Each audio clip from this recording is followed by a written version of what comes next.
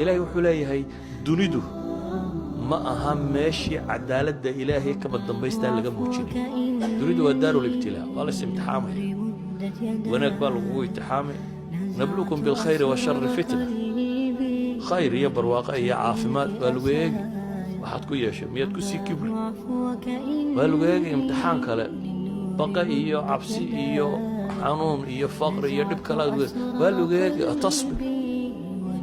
dabeetana saa daraaddeed ilaahay wuxuu yidhi walaa taxsabanna allaha gaafilan cama yacmalu الظaalimuun inamaa yu'akhiruhum liyawmin tashkhasu fiihi alabsaar war dadka waan u kaadinayaa baa ilaahay leeyahy ha u malaynina baa ilaahay leeyahy in ilaahay moog yahay kuwa dulmiga sameeyaa waxay wadaan in ilaahay ka qarsoontahay ha u malaynina laakiin ilaahay wuxuu leeyahy inamaa yu'akhiruhum